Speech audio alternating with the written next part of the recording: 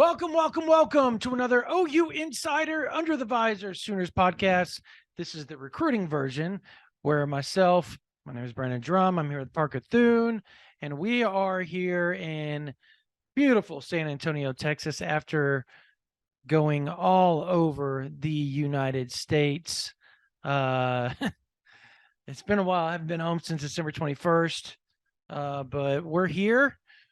And we're going to talk some recruiting. We're going to talk the All-American Under Armour All-American Bowl. We're going to talk the All-American game. We're going to talk our observations. We're going to talk Peyton Bowen. We're going to talk early enrollees. We're going to cover the transfer portal. We've got the gambit coming for you guys in this portal. We might as well be in a portal at this point in this podcast. My brain is in a portal. Yes, my brain is in a fog, folks. So if you hear us like jumble through some things, have some grace, have some mercy, forgive us, because we are not ourselves right now. We've eaten at Denny's too many times in the past 3 weeks.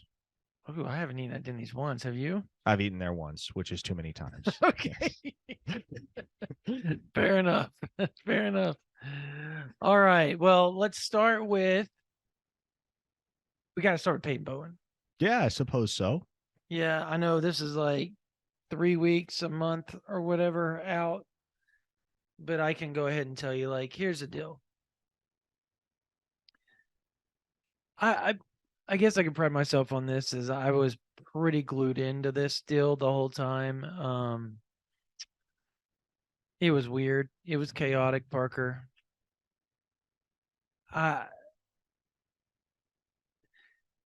So before he announced, now everybody knows how all that went down. So let's backtrack a little bit to the week before, where he had decommitted from Notre Dame, and now he has come out and said that he committed everything that I hinted about on OU Insider VIP for like a week, and everybody's like, no, he didn't. And everybody argued with me, and he decommitted. He told Notre Dame on a Wednesday, the Wednesday before National Signing Day, that he was not going to Notre Dame. They didn't take that very lightly. They got on the phone. Marcus Freeman did Marcus Freeman things. He's a great recruiter. That he is. Undeniable. And he got back in the house. And they were calling. They were saying, we don't want to quite literally got back in the house. They did not want to do the in-home. They didn't want to do any of that. They were ready to go decide between Oregon and Oklahoma at that time. Well, they get in there, they do their thing. The very next day, nobody does anything. And there's some buzz coming out that he's going to visit Oregon. Well, Oklahoma gets on the phone with him, and they talk and they talk and they talk, and they get to the point where he's going to still do the in-home with Oklahoma. After the in-home with Oklahoma on that Saturday evening, Oklahoma felt great. Au contraire, mon frère, my friends, because Notre Dame knew a loophole. So his parents had put a down payment on a deposit, an enrolled deposit at Notre Dame, Oklahoma, and I believe Oregon at that time. Well, Notre Dame's the only one that knew the loophole, that if you've done that, you can go in and talk, quote, quote, admission stuff and all that type of crap. How does Notre Dame staff know things that the OU staff doesn't, Brandon? I don't know. They just did. That's good on them, by the way. Yeah, no, they leverage their resources. So they go in and they do the third in-home, that just through loophole they were able to do that. It turns out that at that point it's now Notre Dame and Oregon. And we, according to people around Peyton, let's get that clear. Not Peyton himself, people around Peyton. Peyton then goes out after he's done with the in-home and hangs out with his girlfriend, Jackson Arnold, Jackson Arnold's girlfriend. They go and they go across the border and they do things like they went to a casino, I guess. Is that's legal, right? Like, I don't know. Is that legal? I don't know. It is. I don't know. You might you might have just disclosed to the world that Jackson Arnold and Peyton Bowen were gambling illegally. I don't know how old they No, are, but no, they're legal. I was joking, folks. Totally joking. They're 18 years old. All right. So they went to the casino, and which is like literally 30 minutes so from. hold up to review here. What's going on in the aftermath of Peyton Bowen's commitment to Oregon is he is in the state of Oklahoma, accompanied by No, he Jackson hasn't Arnold. committed to Oregon at this point. Oh, he hasn't. This is the Sunday before Oh, National Signing so hold Day. up. Leading up to his commitment, he is in the state of Oklahoma with Oklahoma's 5-star quarterback signee, his girlfriend, who is going to the University of Oklahoma, and Jackson Arnold's girlfriend, who is also going to the University of Oklahoma. Correct. That is my understanding of things. There may be I mean, the girlfriend's, I don't know. I'm just relaying what I'm told, what I was told. And so at that point, uh, other people thought after that night that he was going to Oklahoma. Well, Oregon makes another big push with the family, and it works. So the family has a meeting on Tuesday, and Oklahoma is not allowed to be a part of the decision at all, according to the parents. And so this is all coming from Peyton. Peyton Bowen's talked about this publicly, literally publicly.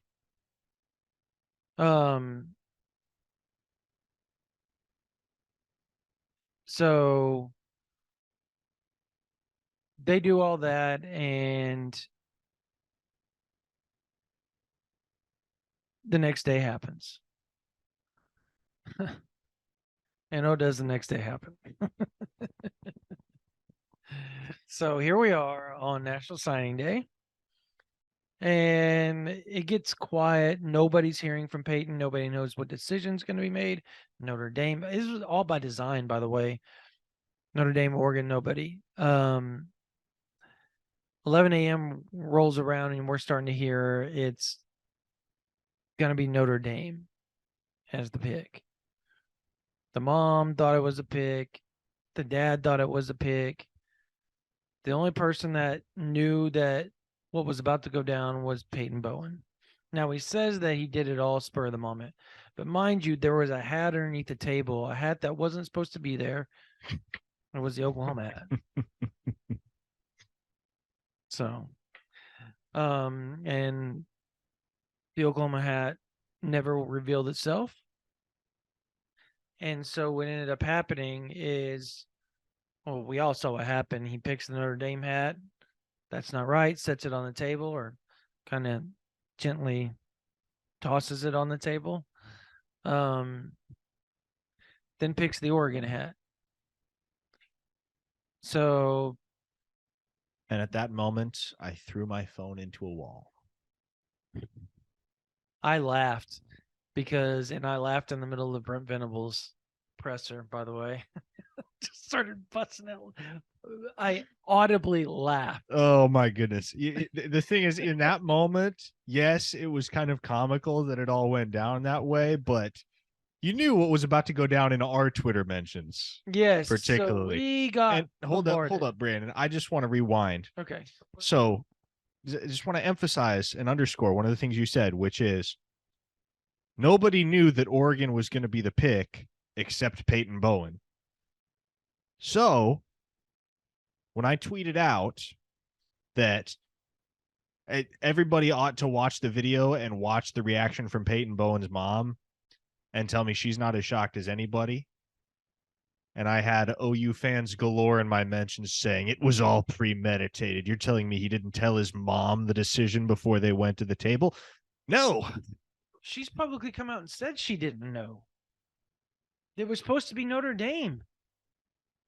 And I love Peyton. I like, great kid. He and I get along great. Talk, like, cool kid. He's smart, because all that did was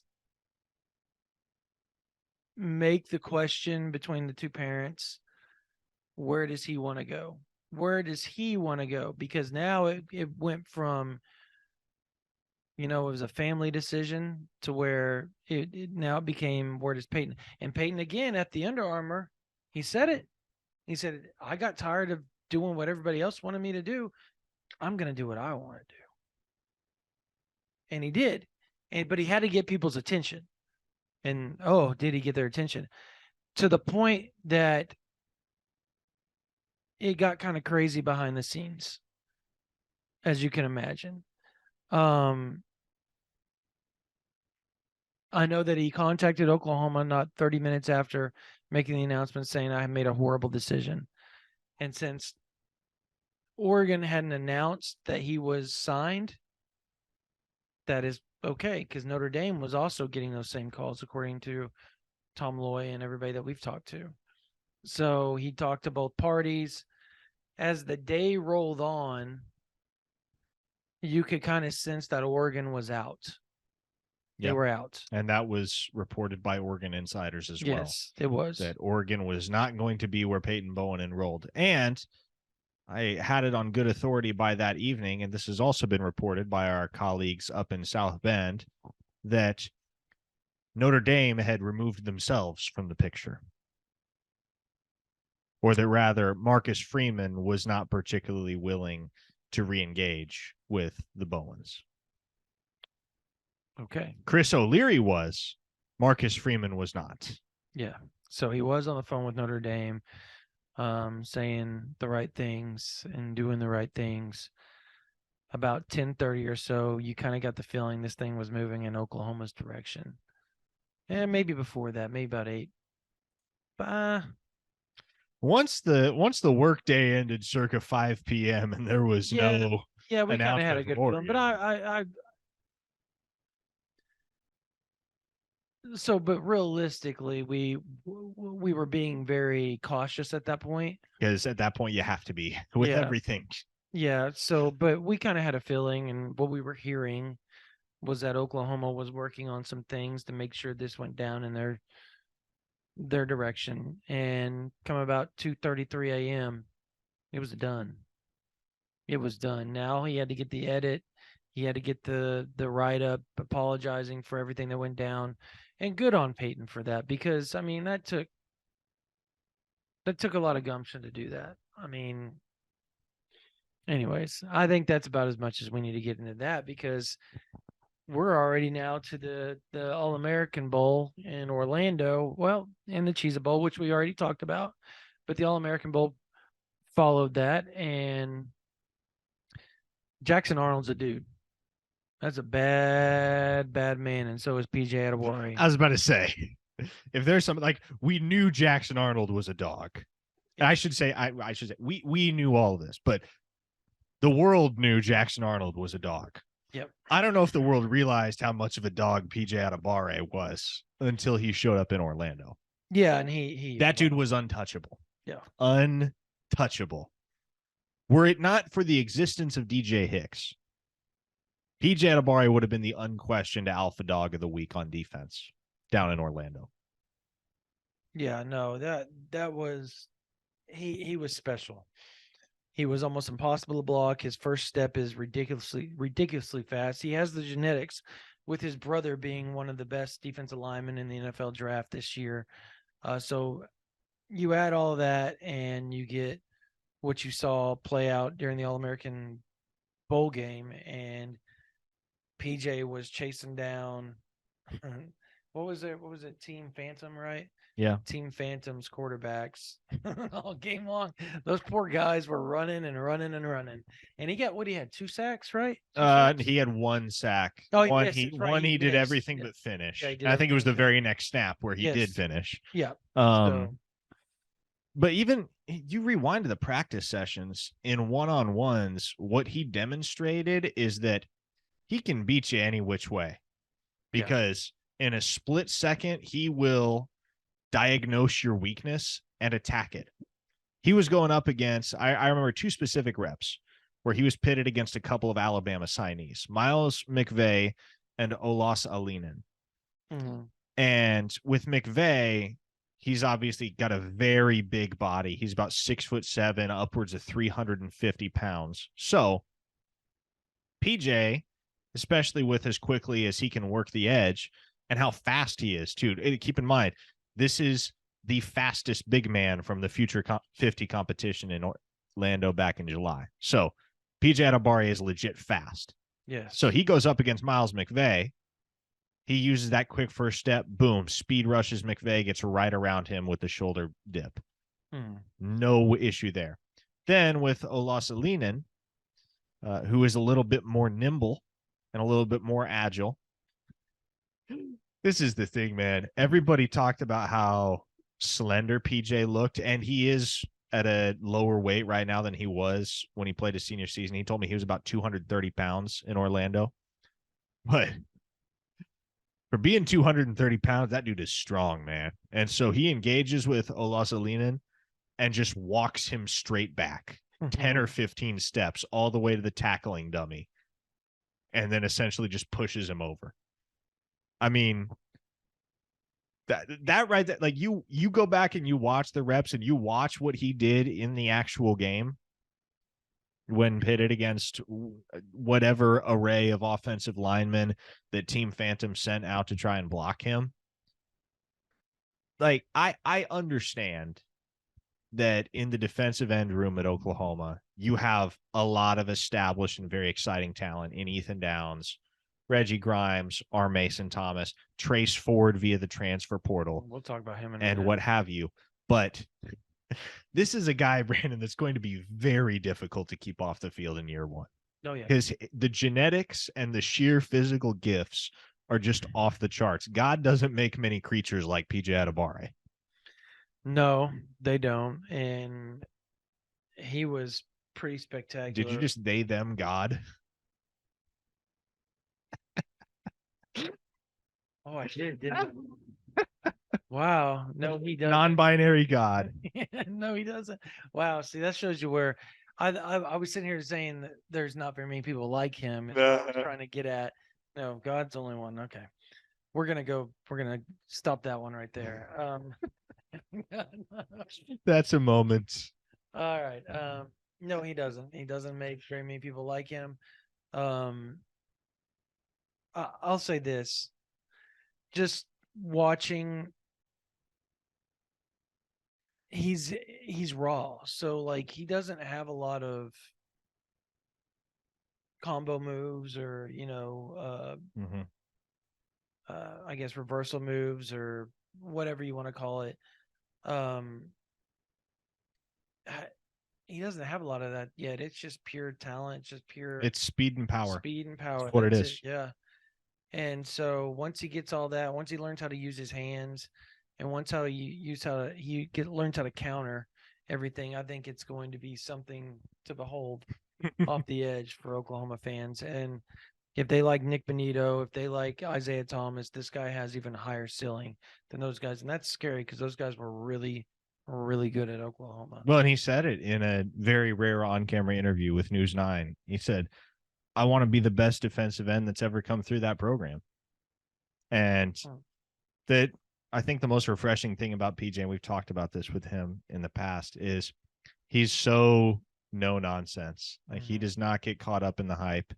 He is a football player who shows up and the only thing he cares about is taking care of his business and improving and putting himself in position to be a high round NFL draft pick. And so if you're talking about a guy that has the sheer physical gifts to be the best defensive end in the history of the University of Oklahoma, and I get that's a high bar.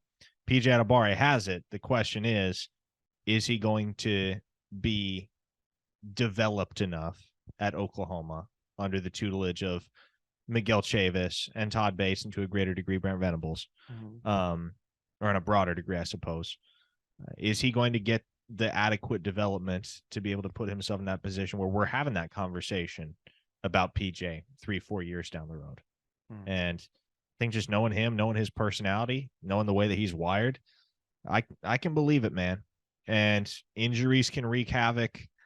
Obviously, there are a bunch of circumstances and factors that can come into play anytime you're discussing the future of a young football player. But I think that when all the recruiting services get around to releasing their final updates prior to National Signing Day in February, I don't think it's out of the question that PJ could jump into the top 15 or even the top 10 of the composite. No, that well, especially because of where On Three has him to start. And ESPN's starting to come around. Rivals has come around. 247's come around. He's going to be a 5-star. I talked to some people through the 24/7 network that is a part of all the committee and everything like that, and they said there's no way he's not going to move up. So you have that.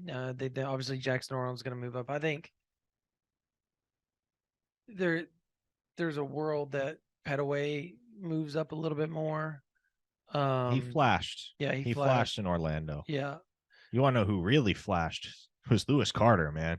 Yeah, he was really good. Lewis Carter's got some believers now. Yeah.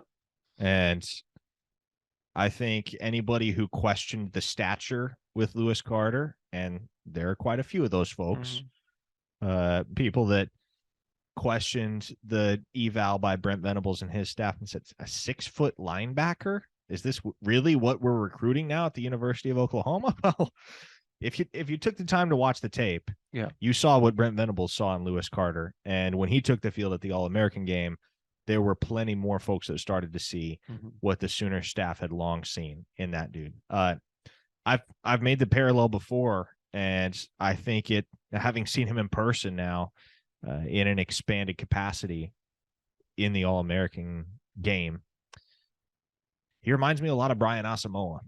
I think he can be that type of player at Oklahoma.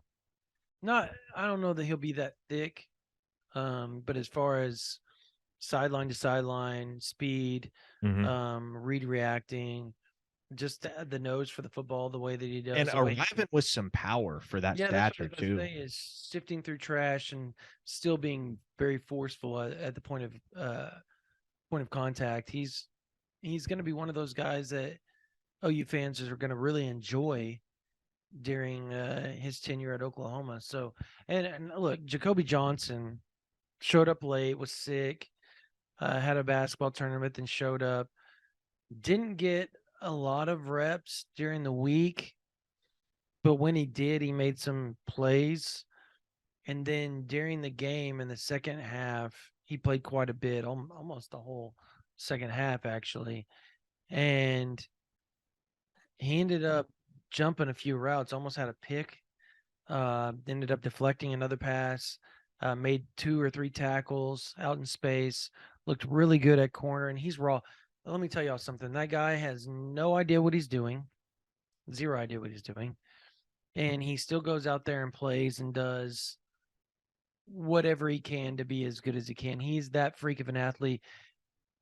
The odd deal is I know that there's a battle in Norman over what side of the ball he's going to end up and on. I was about to say, what are the odds that Jacoby Johnson actually plays cornerback or even defense when he gets to Oklahoma?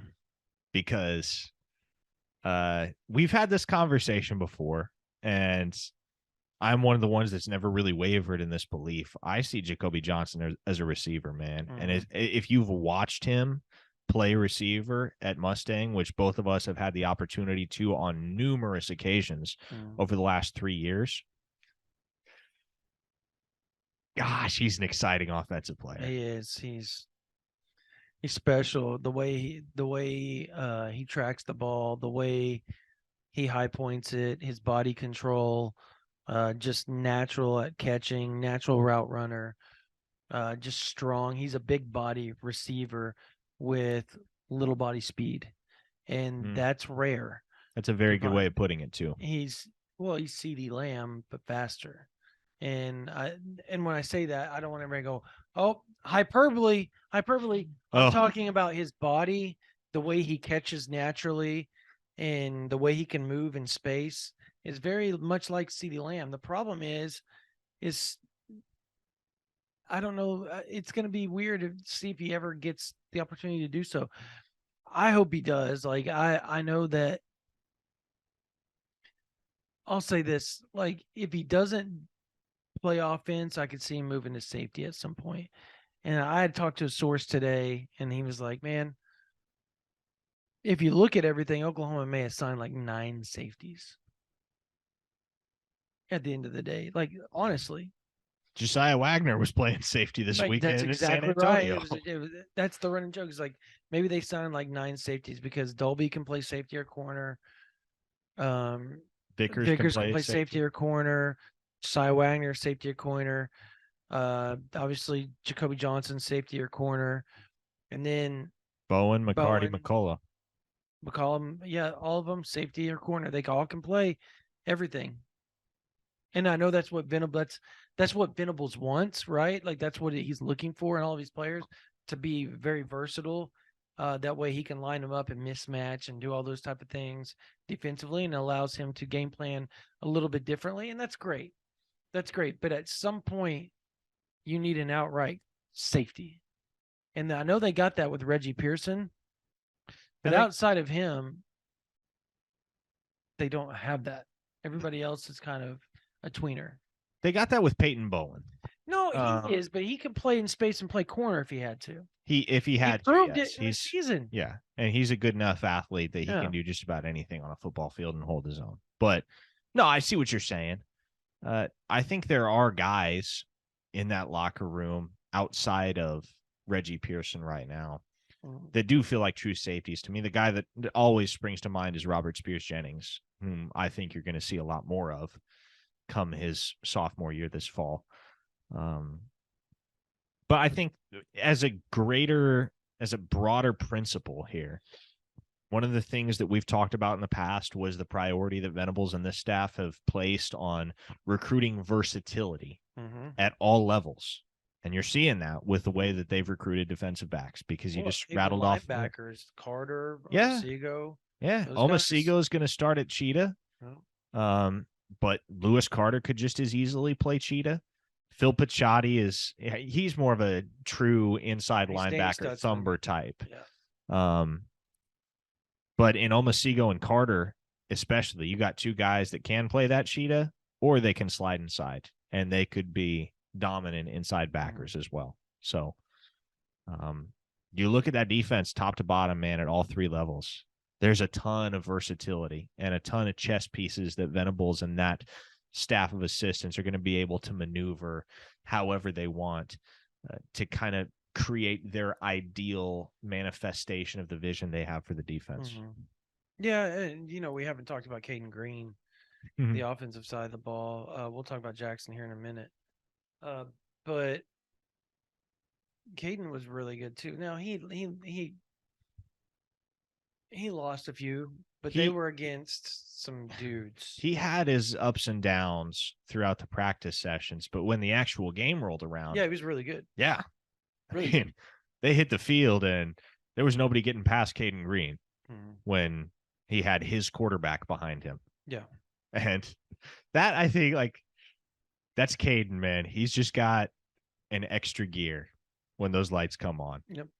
And he's just kind of got that mentality that, look, my guys back there, and this rings especially true with Jackson Arnold, right? Given what those guys all went together, helping recruit their peers, being 2 of the earlier commits of the cycle for Oklahoma. But Caden just kind of has that mentality, my guys back there, you're not getting to them.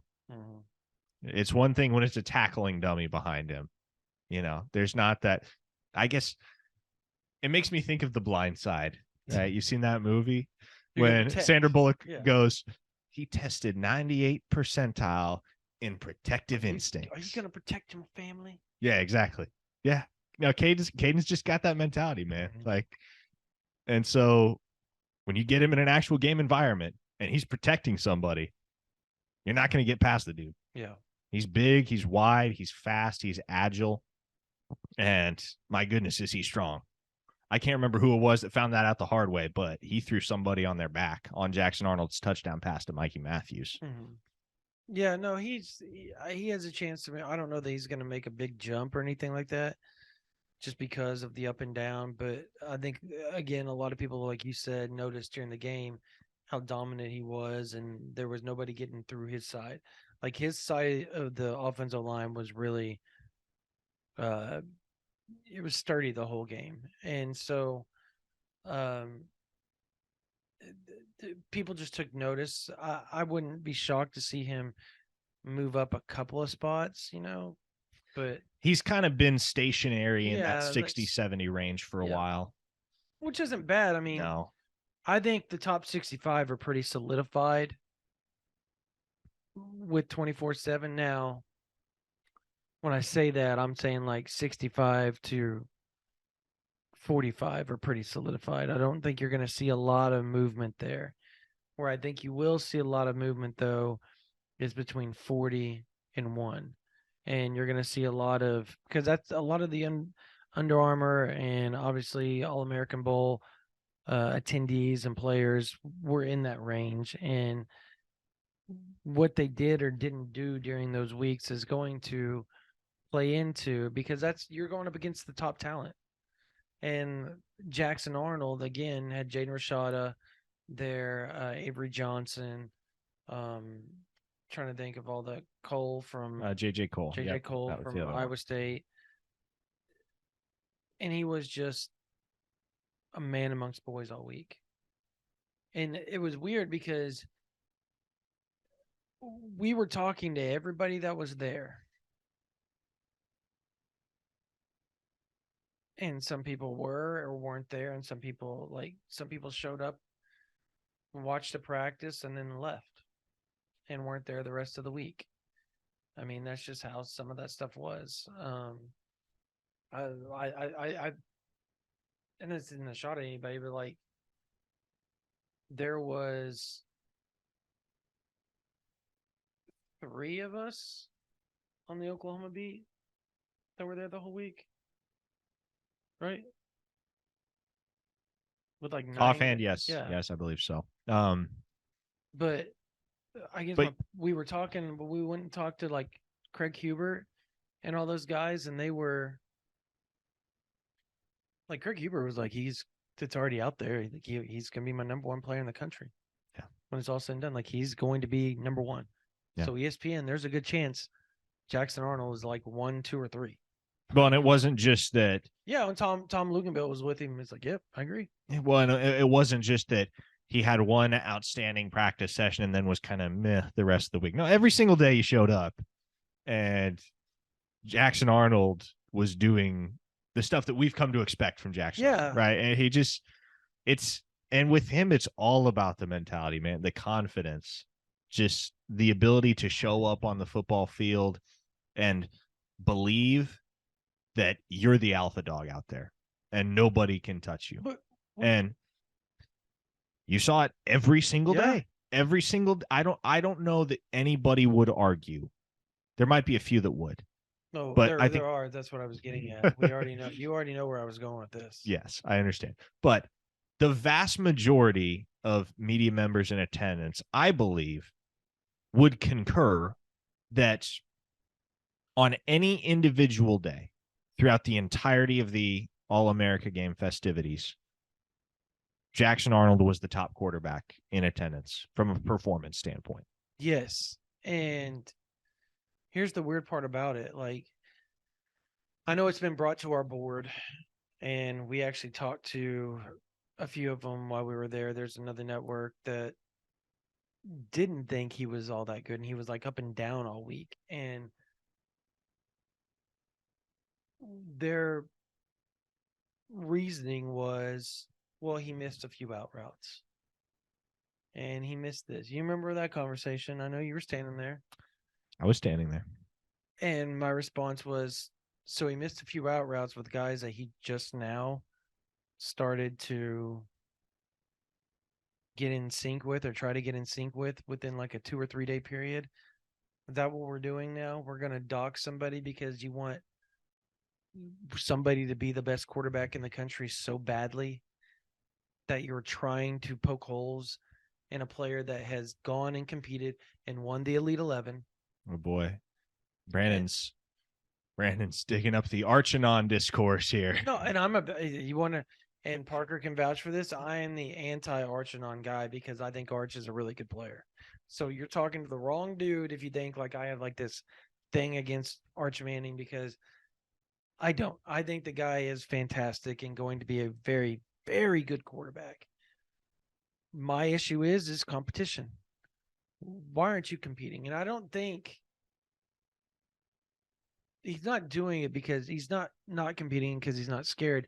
The family's trying to protect him and whatever, because he's such a big name. I get it. But there comes a point in time where you've got to dock that though too. And you've got to give the person that's gone in and competed against all the top quarterbacks each and every time and won. And that's Jackson Arnold. So at some point, he's got to be rewarded for that. And that's what 24/7, ESPN, On3, that's what all of us are talking about. See, I left out a network because that network seemed to not think that he was worthy of that praise. According to the people we talked to there. Here's the comparison I would make, Brandon.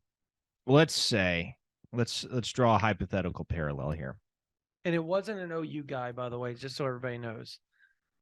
So we're clear on that. But go ahead. Let's say there's one quarterback who throws for 5,000 yards and 60 touchdowns on a 9-4 group of 5 team. Mm-hmm. And there is another quarterback that throws for 4,000 yards and 40 touchdowns on a Power 5 program that makes the college football playoff. Mm-hmm. Who's winning the Heisman Trophy? The Power 5 guy. Exactly. And that's not to say the Power 5 quarterback is indubitably a better pro prospect, right? But that is to say that their body of work is more significant and more robust than the group of 5 guy. Right. You just said indubitably, and I just wanted to say, because all I can think of is I can't remember what movie it is, and he's like, indubitably. Anyways, go ahead. But no, that's the scenario with Jackson Arnold and Arch Manning to me.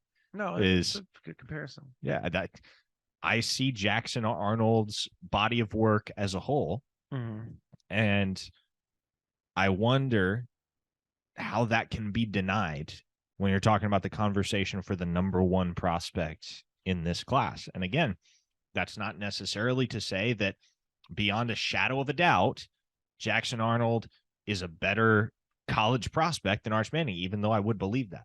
But put in very simple terms here, Jackson Arnold has done a heck of a lot more to warrant the number 1 slot in this class than Arch has. Yeah, I mean, again, you can't, in my opinion, you can't watch what he did before the season at the Elite 11 during the season, 14-1 season. Did he have 57 touchdowns? 57 touchdowns. He's won Gatorade Player of the Year. He's done everything. He's gone to the Elite 11. He's gone to the Under Armour game or the Under Armour Bowl or whatever it is, and dominated all the quarterbacks there. And yet here we are talking about a player that didn't compete in any of that, and was against 2A or 3A in Louisiana. And again, I'm one that thinks that Arch is going to win a lot of games for Texas, and he's going to compete and be one of the top quarterbacks in the country. My beef is that at some point you have to dock no competition. If you're not going to compete, you've got to be docked for that. And you got to reward the person that goes in and says, well, then I'll just compete against everybody and beat them. And that's what he's done. Now, if we want to flip over to the All-American game, Dante Moore is a bad man. He's a bad man. That cat can play. I have said it, and I'll say this. I think the top quarterbacks in the country go Jackson Arnold, Dante Moore, and I think you can argue between Arch and Tennessee's quarterback. Nico Nico. Yamaleava. Yeah, I can't remember. I didn't want to butcher the last name, so I was gonna let him say it. How do you say it again? Yamaleava. Yamaleava. Did I do it right? Yeah. See, I would have butchered it if I tried it. There's a common denominator between Jackson Arnold and Dante Moore. They compete. And they're not super big. That's what I was going to highlight. Well, Jackson's both of those guys big, man. Well, I'm talking big in sense of height, right? You think of the prototypical quarterback. You think of a guy like Josh Allen, 6'5", 230 pounds. Right. Jackson Arnold is about 6'1", 210, right? Dante Moore is generously listed at 6'2.5", 210. There's no way he's 6'2". He's not 6'2.5". He's our height. Yeah. He's in the 6 foot 6'1" range. But it doesn't matter because both of those dudes are alphas on the football field. Winners. And in total control. In total control. If there was a more impressive player than Dante Moore at the All-American Bowl here in San Antonio, I would posit that it was Keon Keeley. Yeah. But he's a handful. But to me, there was a clear alpha on the offensive side, and there was a clear alpha on the defensive side. So if you're Notre Dame right now, and they have a great class. Brandon. I know. That's gotta hurt, man, because you had your chance with Jackson Arnold, Peyton Bowen, Keon Keeley. Oh man, like that's a sting, and Dante Moore. And Dante Moore. That stings. And that's not to take away from what they did as a class and as a staff or anything like that. But when you look at that and you watch the alphas in the 2023 class, and two of them are going to Norman and one of them is going to UCLA. And one's going to Bama. One's going to Bama. And two of them were committed to you. One of them almost committed to you. Well, the other two almost committed to you as quarterbacks. And they're the top two quarterbacks in the country. That has got to sting a little bit to watch. It just does. They did get Sam Hartman. That's just a 1-year Band-Aid. Yeah.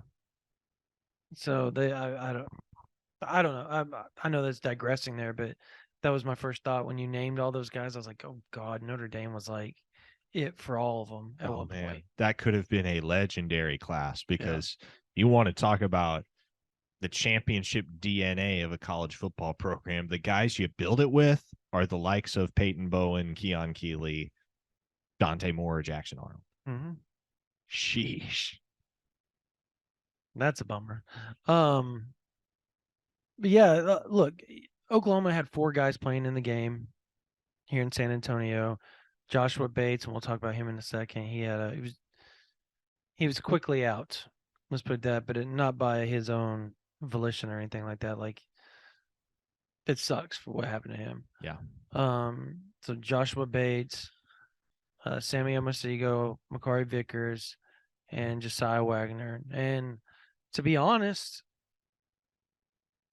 individually, all 4 looked really good. They did, man. And you didn't hear Makari Vickers' name a whole heck of a lot, which that's how you know DB's doing his job, right? I don't think he had a pass caught on him. And what stood out to me the most is that's a physical cornerback, man. He does not shy away from getting up in your face, making contact, and just establishing dominance at that position. And well, so he was talked about as one of the best all week. Yeah. At that position. Yeah. And I can obviously we weren't there all week because we had to make the trek from Orlando, but I can buy that based on what I saw from him today.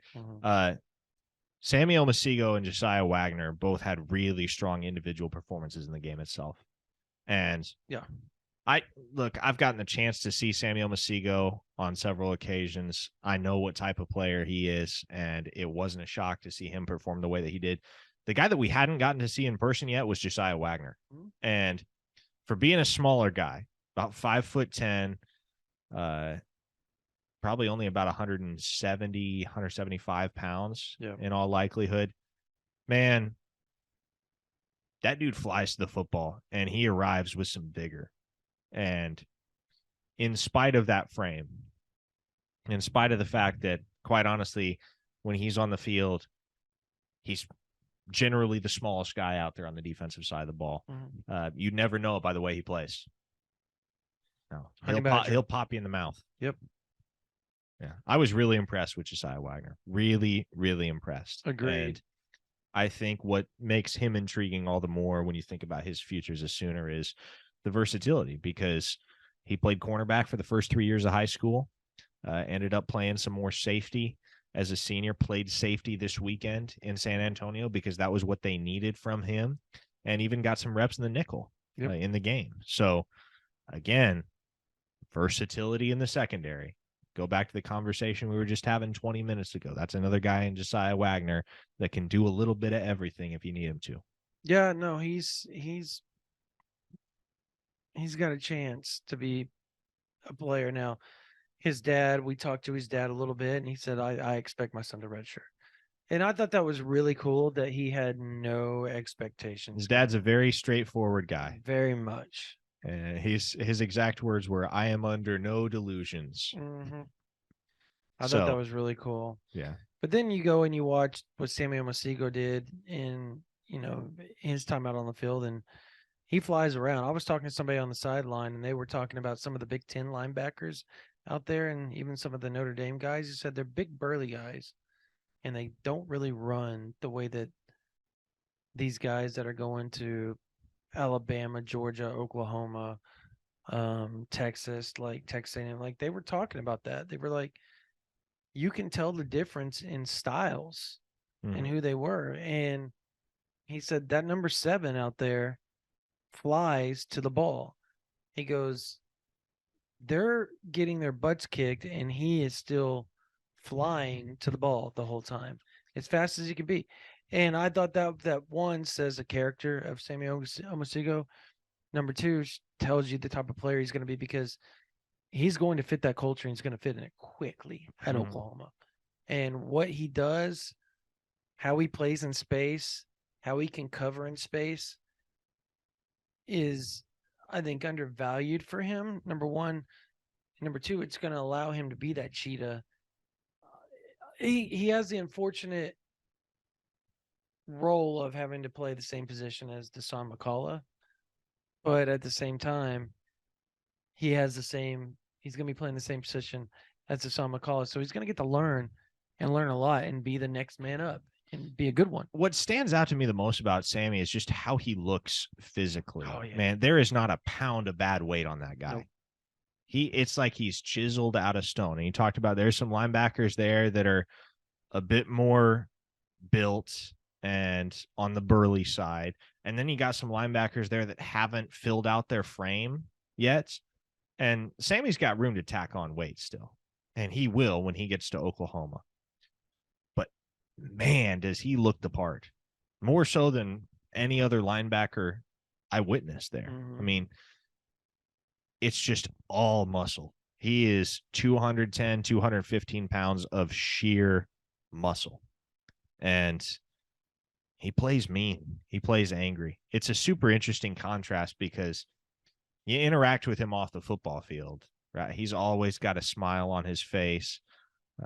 Extremely friendly guy. Very down to earth and very diplomatic. I was standing there on the field with him after the game, and he had probably 20 to 25 kids. We were walking from midfield to the tunnel. So in the span of walking 50, 60 yards, he has like 20 or 25 kids run up and ask, "Hey, can I have your cleats? Hey, can I have your gloves? Hey, can I have your jersey?" And he's just like, at a certain point, if I were in that position, I would have gotten fed up with it. Like I was getting secondhand fed up for him. And he's every single one he would just respond with, "I'm not giving that away. I'm sorry."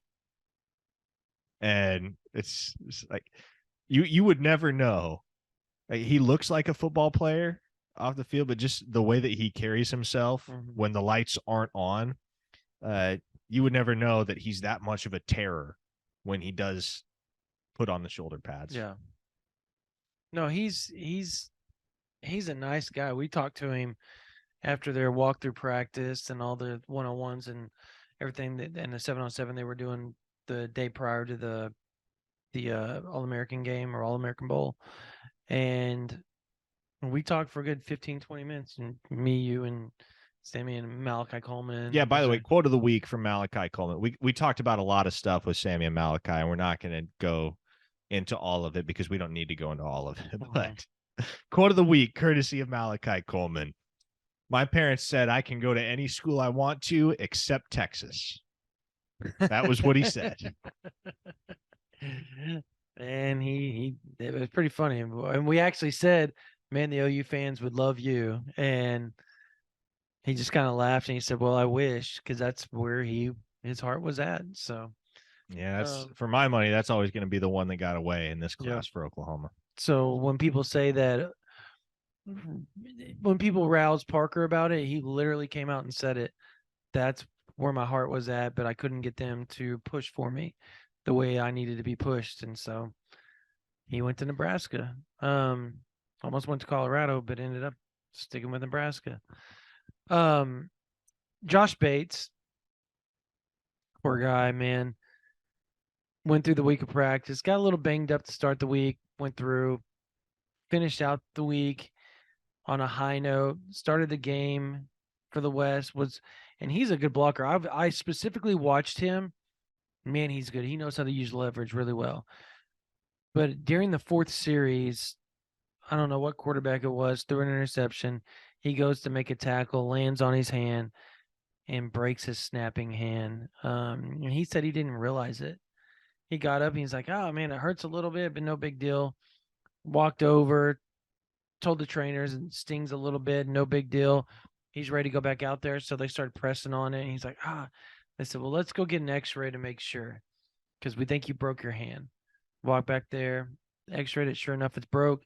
He comes back out and he pulls me over and starts to talk to me and says, man, I'm out 6 weeks. I got to be in Norman on Saturday and I'm out 6 weeks. So it's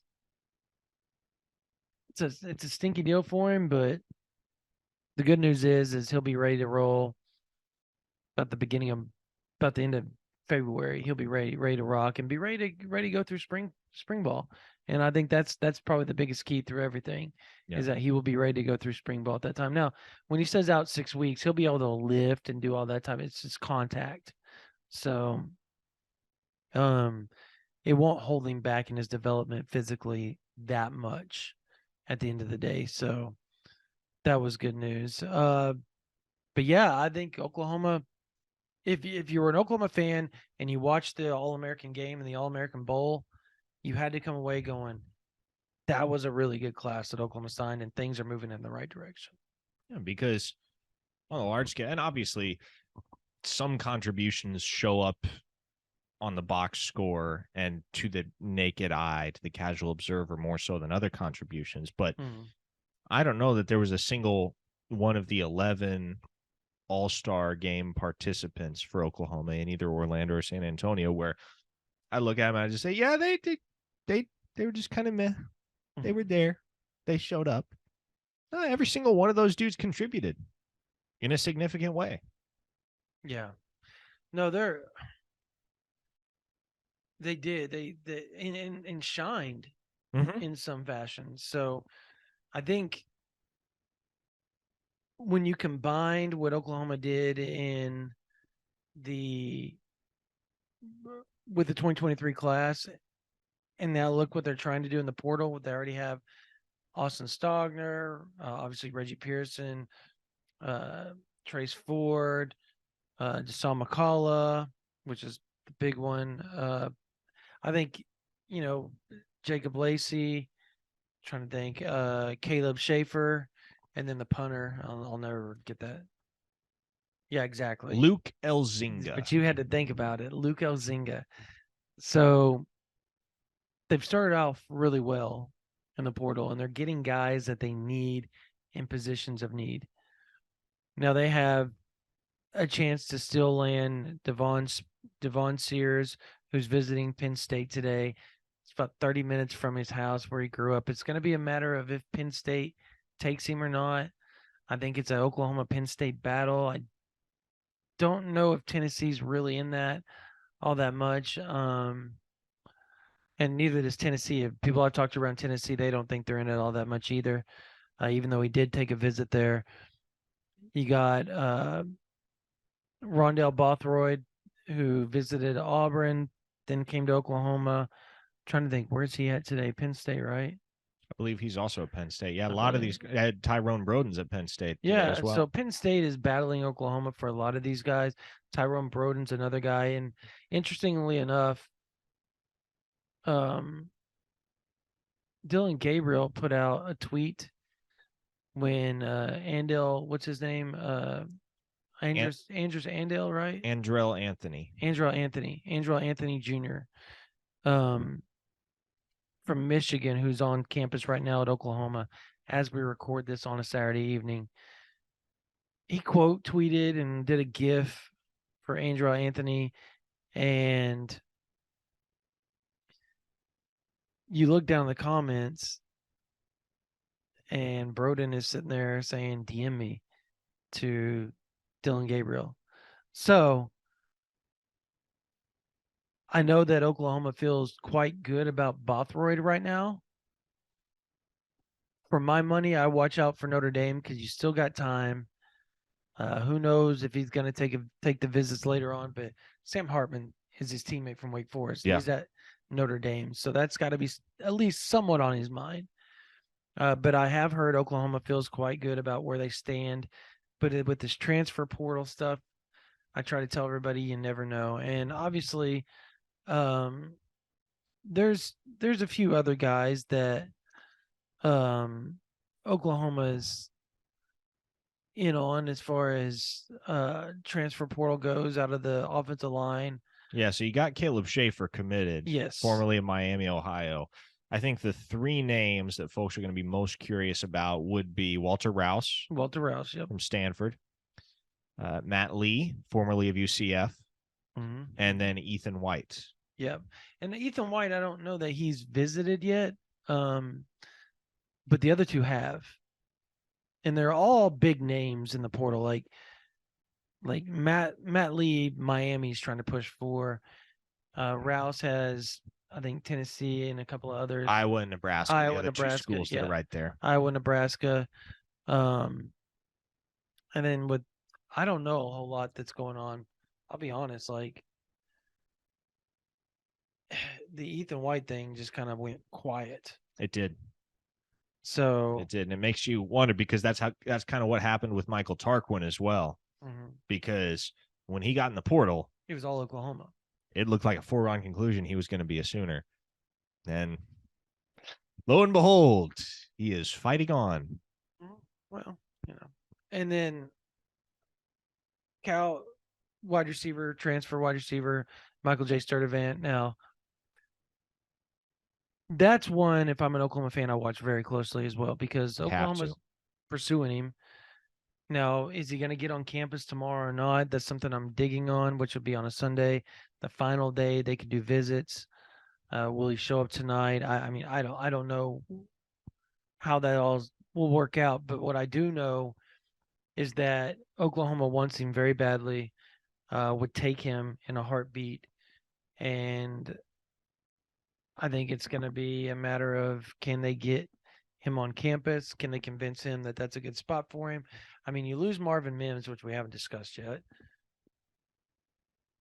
You got to take two wide receivers now. You needed one with Marvin Mims. Now you need two. So I don't know. And again, I think the most irritating part is that they're recruiting wide receiver without a wide receiver coach. And to me, that's the most annoying part. Yeah, well, and I think honestly, here's an example. Take a look at Caden Prather, for instance. It seemed like, and he was a guy that Oklahoma was very much in the mix for when he hit the portal from West Virginia. And it seemed like that kid just got tired of waiting. Yeah. Waiting on a couple of things. One, a decision from Marvin Mims, which, as you just touched on, he's not coming back. But also waiting for waiting for any semblance of an idea who's going to be the wide receiver coach at Oklahoma in the Correct. long term, because it may be LD Washington, it may not. The thing is, you don't know, Mm-hmm. and we don't know. And when you're recruiting wide receivers via the portal, you can't act as if you know. You can't play that card when, in actuality, LD Washington, as involved as he has been in the recruiting process, he can't make any promises as to his future at Oklahoma. Nope. In Western Kentucky, sounds like they're making a run at him. So, And if he gets offered the wide receivers coach job at Western Kentucky, a take place it. that is notorious the last few years for prolific passing offense, Mm-hmm. that's quite the stepping stone. Yeah. Man. And so if it's not LD Washington, that's the wide receiver coach at Oklahoma, who is it at that point? And we've talked about a few names. Yeah, Joe Pryor. Seems like OU's making a second pass at Malcolm Kelly for what that's worth. Mm-hmm. But Joe Price of UTSA, Emmett Jones of Texas Tech. I lean that way right now, actually. So we'll see. Yeah. A name I heard kicked around a little bit was Jamarcus Shepard from Washington, but it does. I would agree with you. It does seem like, if not LD Washington, and it's kind of hard to believe it will be LD Washington at this point, just because you figure that announcement would have been made if that was the case. Yeah. Well, I will say this: if he doesn't get the job, I do expect Oklahoma to make it worth his while to stay as the assistant wide receiver coach. Yeah. And that may be something he's not interested in doing, but at the same time, if they threw $150,000, $200,000 at him to be an assistant wide receiver coach at Oklahoma, I think that's something that would be hard to pass up, because I don't think Western Kentucky is going to pay that. Well, and I was about to say you probably can offer more to an assistant wide receiver coach at a place like Oklahoma than a school like Western Kentucky could to an actual receivers coach. And maybe it's not all about the money. Maybe it comes down to opportunity more so than money for LD in the end. But yeah, if he doesn't stick around, I would say, to me right now, it feels like it's going to end up being either Emmett Jones or Joe Price. Yeah, I think those would probably be your leader.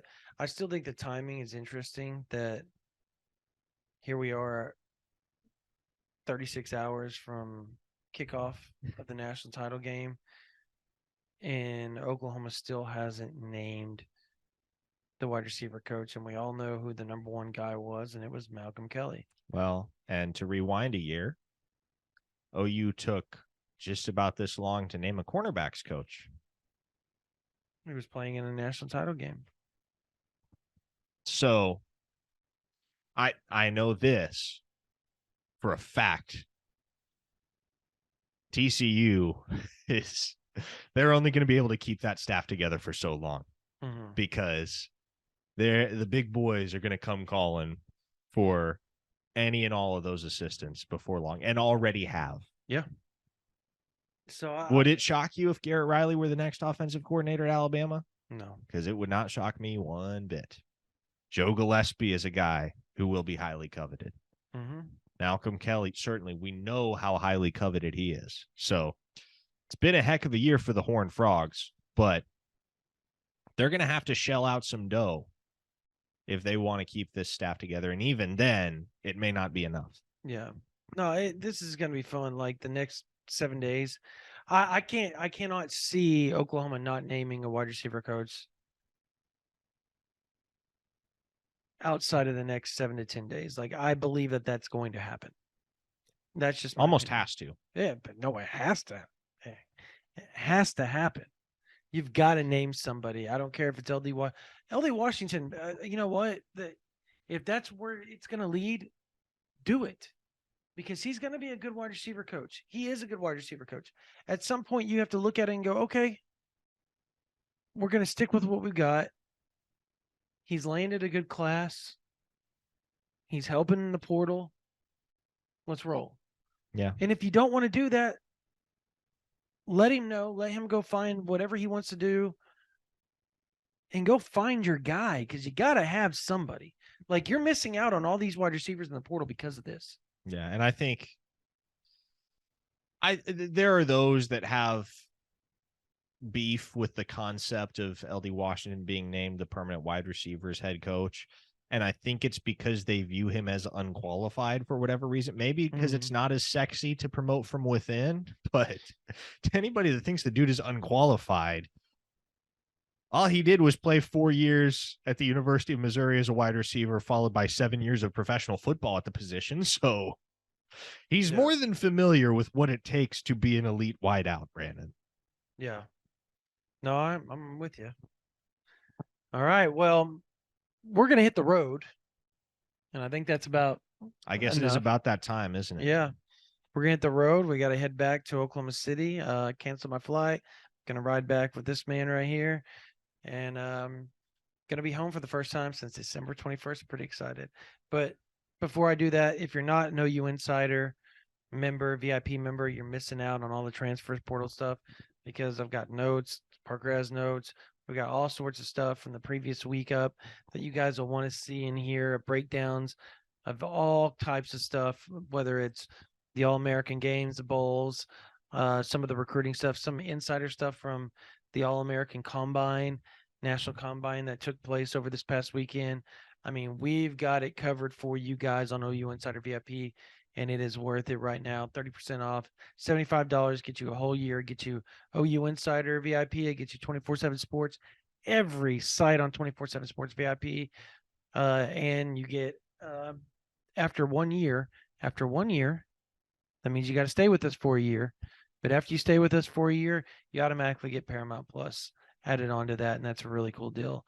If you don't want to go the full year, you want to give us a tryout to $1 for the first month, $9.95 afterwards, which would help you get through the second National Signing Day and through the Junior Day that's going to take place on the 28th. We're about to start dropping a lot of visitors. I've got about 10, 12 that I know for sure are going to be there that they've told me. And I just haven't got the list up yet, but we will have that up here in the next week, and probably more than the 10 to 12, to be honest with you. And pretty significant commitment on the schedule for January 31st as well. Yes. We'll have all that covered for you on OU Insider VIP. So stay tuned. If you're not a subscriber to the podcast, subscribe on whatever platform you're on. And if you're watching this on YouTube, subscribe. The more you subscribe, the more you tell us what you like and what you dislike as far as content goes, the more we can provide for you guys on our OU Insider YouTube channel. So, by the way, as we're signing off here, just got a text from a very good source that said OU is in really good shape to land Tyrone Broden. So we talked about how fluidly things can change in the transfer portal. And yes, he's on a Penn State visit right now, but maybe, just maybe, there'll be some good news forthcoming here. Similar text was sent to me, so that's kind of funny how that works. All right. Anyways, you guys take care. Thank you all for watching or listening this version of the OU Insider Under the Visor Sooners podcast. We will see you guys here in the next week, and we'll be doing a live. We will return with the YouTube live coming up on Wednesday night at 8:30 p.m., right? Is that when you want to do it? 8:30. 8:30. Yep, that'll be the time slot. Yep, 8:30 p.m. So join us. All right. Thank you guys so much. For Parker Thune, my name is Brandon Drumm. You guys have a blessed day.